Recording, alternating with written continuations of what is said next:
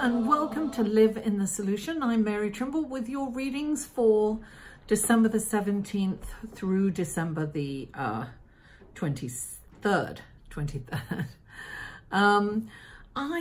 Look, I'm sorry that this is late, but I have to say I've been going through some emotional turmoil this week, and I think it's important for me to share my trials and tribulations. I'm not all Pollyanna and all positive all the time. I go through my own drama and my own feelings, and this week was huge. I took the time to really feel these feelings this week, and difficult though that was, because I was judging myself. I wanted to get things done. It was really, really difficult. So, as some of you know, my mum passed away this week, and 3 months ago. 3 months ago this week. I actually didn't realize until towards the end of the week that it was actually 3 months. And I was going through it. And, you know, I had to kind of look at my fears. You know, I was guided by Mother Mary. Mother Mary is one of my guides, and I pulled her cards out in my emotional pain. I mean, if I wasn't sleeping, I was crying. I was walking the dog, I was crying. I was just an emotional wreck. And normally I wouldn't kind of share that, but I think it's important for you guys to know. Listen, when I deliver these messages, I deliver these messages from a higher realm, but through my perception of life. My trials, my tribulations, my lessons, my pain, my joy, everything comes through me and my experience. And I've been on this planet 60 years. And I've been through a lot of turmoil and tribulations, and a lot of triumphs and a lot of joy, a lot of deep sadness and a lot of happiness. But I really wanted you to know that, you know, it's not, when I'm delivering these messages and I'm saying, you know, come out of that pain, I don't mean don't feel the pain. I spent the whole week feeling that pain. And I pulled this card, Our Lady of Innocence, which says, you know, be your authentic self. Don't judge yourself. Don't be, you know, look at your fears. What are your fears? And put yourself out there as vulnerable as you are. So here I am in my pajamas, in my home, without lots of makeup, just being real, the true me. And I want to share my fears, you know, my fears of not being able to help enough people, not being able to live up to others' standards, or mine, not being able to live up to mine. The fear of the cruelty around the world, the fear of the cruelty within me, the fear of not being enough, the fear of not being able to live here without my mother. And I have to acknowledge that. And normally I apologize for my emotions, and I'm not going to apologize today. I mourn my mum, and I don't want to sit in that. I don't want to dwell in it. I want to come out of it. So here I am, vulnerable and in front of the camera, and wanting to get this message out, because I know some people depend on it. And I am grateful for them, because that gives me the impetus to get up here and to bare my soul to you guys. So I have to look at these fears. I have to identify my fears. I have to acknowledge them so that I can move on from them. So with that being said, let's go into the aspects that we're going to talk about in the horoscopes this week. Now, December the 17th, Mars sextiles Pluto. The 20th, the Sun trines Uranus. The 21st is the winter solstice, where the Sun moves into Capricorn. Now, the winter solstice is the longest night of the year. And, you know, in paganism around the world, actually, I think they have the biggest celebration at Stonehenge in England, and they dance around bonfires and sing, and, you know, the old pagan festivals were to eat for a week. I mean, you know, it goes back in a lot of cultures, and rejoice when the sun comes back in the morning when it rises. So right after the winter solstice, the days start to get longer. It's like the sun comes back. It's when the winter solstice is when the earth is on an axis, on a tilt at 23.5, I think it is, degrees away from the sun, right? So that's what makes it the longest night. And then, you know, it changes and the days get longer. So it's almost like, you know, the day after the winter solstice, there's hope and positivity and, you know, for abundance and for harvest, because in the Northern Hemisphere, the winter solstice, you know, marks the time, the winter marks the time of, you know, hunger, because nothing grows, you know, and livestock are killed because they can't feed them, right? So the meat is, you know, eaten or smoked and cured and saved. So anyway, that's the winter solstice on the 21st. Now also on the 21st, we have the Venus trines Neptune, beautiful, and Mercury conjunct Jupiter, all on the same day. And then on the 22nd is the full moon in Cancer. I want to talk about this full moon in particular because this full moon is almost on the winter solstice. It's really so close. It's almost, it actually is on, it peaks at 12:48, I think it is, on the 22nd. So you can see it in the sky on the 21st. Now, the next full moon on the winter solstice will be in the year 2094. That's how rare these full moons are on the winter solstice. So this is a very powerful full moon. It's very emotional. It's really deep. And it's very kind of spiritual and connected. So it's very poignant, and depending on which house it falls in for your sign is how it will play out for you. And so I just want to thank you all for being here, for liking my videos, for sharing them on your social media, and for commenting. I really appreciate you. My heart is so warm and open, and words can't express how grateful I am to you all. So without further ado, let's go to your horoscope, shall we? Hello, Aries. Welcome to Live in the Solution. I'm Mary Trimble with your readings for January the 17th. Sorry. Oh, gosh. For December the 17th through the 23rd. And I apologize for being late. Refer back to the intro as to why. But I'm feeling much better today, trying to catch up here. So I'm hoping this gets back out tonight on the 17th. I don't see why it shouldn't. So this is for Aries for December the 17th through December the 23rd. Now, your horoscope, darling. You were the second in... you're always at the top, darling. What can I say? So you were the second highest viewed video. I only recorded one so far. So you're the second one. So Mars, darling, Mars is in your 12th house, and it's having a magnificent discussion with Pluto in your 10th house. I feel that I think you're going to kind of get up and feel like you want to take action on humanitarian matters. I think also your psychic abilities are definitely strengthened right now. And I think that you are going to... I think there's going to be perhaps some changes at work, but I think good changes. I think there might be a power kind of dynamic change at work. So I feel that you're kind of going to come out on top.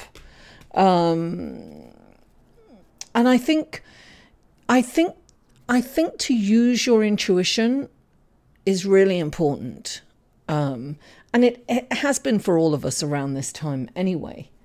Now you have the sun in the 9th house, which is higher learning. And it's higher learning, and it's also philosophy and long distance travel. And it is really in a beautiful relationship to Uranus. Now, Uranus is the planet of sudden happenings, sudden surprises. And because the sun is in a beautiful conversation with Uranus, I'm trying to say Uranus because people make fun of me when I say. So I'm trying to remember to say that. So it's having this wonderful conversation, right? You are fundamentally changing. There is no doubt in my mind. And I think that you are going to have a sudden opportunity to either travel somewhere far, and it could be kind of like a spiritual retreat or a pilgrimage or something. You may want to go and explore somewhere.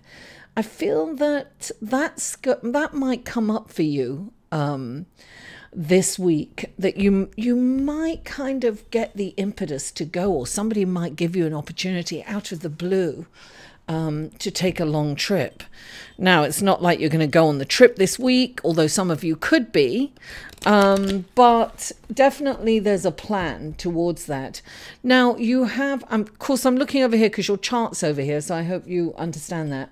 The winter solstice is coming. I discussed the winter solstice in the intro. And so the sun is moving into Capricorn, and it is in a lovely, no, then you've got Venus in the 8th house with Neptune in the 12th. Listen, this is, let me double check that, because let me just double check that. You have, so on the day of the winter solstice, which is the longest night of the year, you also have Venus in a beautiful relationship to Neptune. This is kind of romance. The thing is, Venus is in the 8th house of death and rebirth. Now, you could meet someone new and have this beautiful connection. You really could. Or, you know, it's a full moons. You could have an ending to something that's kind of like a culmination. So you might have an ending to a relationship. But I'm really getting romance here for those of you who are single. I feel that you could really meet someone new. And this is a beautiful, Neptune is idealistic and romantic, and it's ethereal, and it's creativity. It's imaginative. That's the word I'm looking for. And then you have, of course, Venus is the love planet, the relationship planet. It's also financial. So some of you could be getting a nice bonus this year. But I think some of you are going to meet someone new. Now, you have also Mercury conjunct Jupiter in the 9th house, which is, listen, I really think you're going to take a long distance trip, an adventure somewhere. I think that that's on the cards. And some of you, it'll be a spiritual pilgrimage. Some of you, it'll just be an exploration. That's definitely, I think, on the cards for you. You're definitely thinking about it. And you might just, these are clarifying cards, so let me clarify. You might make those plans. I have a feeling that you really are kind of planning. And you've got this wonderful ability to communicate in a really expansive way, getting through to more people than you normally can. It's like you find these, it's almost like you're so charismatic. You are like a glowing beacon of light, darling, right now. So you are turning everyone on. Now, you have the full moon in Cancer, right, which is in your 4th house. And this is a deeply emotional moon. And as I explained in the intro, it's highly rare because it's a winter solstice full moon. Now, full moons are completions, they're endings, they are... and in a lot of cases, that they may end relationships, they may end a job, they may end a project. Something is coming to fruition. It could be the culmination of something that you've been working on for a long time. Whatever you've set in motion in the past can come to a completion. Now, this is so sensitive, and you are really... your intuition and psychic ability is really enhanced right now. The thing is, you can misinterpret things because you're so ultra sensitive. You could misread somebody's face or somebody's signals and feel slighted in some way. It's not, I don't want to say paranoia, but it's bordering on that. So listen, don't react to anything and don't think you know what's actually happening, because also Neptune can be deceptive. And so with all this sensitivity and this, tuning in, look, you're going to pick up on people's moods. You're going to be affected by that. So it's really important to keep grounded, to stay grounded and not to react, because you may be reacting to something that really isn't kind of happening. So, pause before you say something and take a step back, because sometimes things aren't what we think they are, what they seem to be at times, right? So that is your, that is your horoscope. Let's go to your cards. And that was the last card that came out. Okay. Now, the first card we have for you, Aries, is the 10 of Pentacles. Darling, I'm telling you, getting paid. This is like wishes come true. These are all your needs being met. If they aren't, they soon, they soon will be. This is about, look, you could be getting a nice bonus could come in. With Venus can mean finances or it can mean love. Now, what's interesting is clarifying it. You have the Empress, and the Empress is number 3, if you see that. The Empress is filled with ideas, and you will definitely get some brilliant ideas because of Mercury conjunct Jupiter. So you're definitely going to get huge, brilliant ideas. So she's really creative, right? She's got her creative juices. She's a touch. It's also, when you get the Empress, it's saying get in touch with your feminine side. We all, male and female, we all have male and female sides. This is really get in touch with your feminine side. This is be creative. She's a manifester. She's creating. She's pregnant with brilliant ideas. So this is a time of real inspiration. And the next card out for you, Aries, is the Temperance card. So this is saying that you really have to kind of temper your emotions. And that's what I'm getting. This is everything in moderation, right? So when the Temperance card comes up, I'm definitely getting your emotions you need to temper. So look, this is an emotional full moon. It's Cancer, darling. Cancer's keywords are I feel.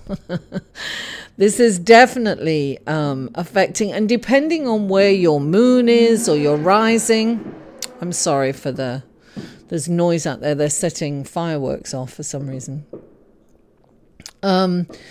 So this is, just think about this all week. Everything in moderation. Oh, darling, the fireworks are going nuts. Now, clarifying this, there's two there are two cards here. I'm waiting for that to stop. There's the Four of Earth, which makes me think you're holding on to something, Aries. This is always about letting go, right? Now, sometimes it is about money. It's about not, you know, it's about holding on to money because you don't believe you're going to make any more.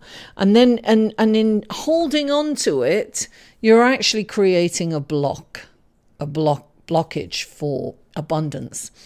So when this comes up, it's saying, release it. You know, you give to receive, right?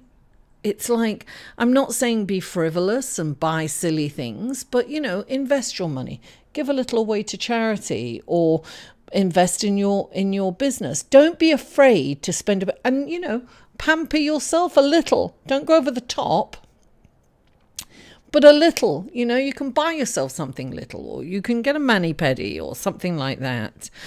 You know, release that energy. And then you've got the Seven of Earth right here. Look, the Seven of Earth is about you're starting to see the fruits of your labor, right? And that's why the Temperance card has come in, because you're kind of excited about it and you want to go out and spend and celebrate and go crazy. You're being asked to kind of slow down, because this is, when the Seven of Coins comes up, it's saying, don't look at your balance sheet. You have to determine, before you get all crazy exciting and everything, you have to determine whether all the work that you put into this, whatever you've been doing, whatever seeds you have sown, whatever projects you've been working on, have they given you the return that you've put? Have they given you anything back from what you've put into it? Is it worth the time and the effort? And you've got to ask yourself that. It's time to kind of reckon the books and say, look, I'm spending all this time. Am I getting anything back from it? That's what you've got to ask yourself. So it's saying, don't get too excited. Balance your books first. Do the bookkeeping. Outlay for, you know. And look, you've got the Hanging Man. This is a pause in action yet again. This is saying, look at something from a different point of view, Aries. It's like, okay, so things are happening for you. You're really getting a payoff and you're kind of excited about it, but it's saying, take a look from a different point of view. You've got to look at this from a very practical point of view.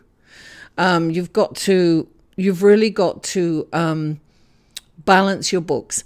Whatever you have done, you're going to have to really weigh the pros and cons.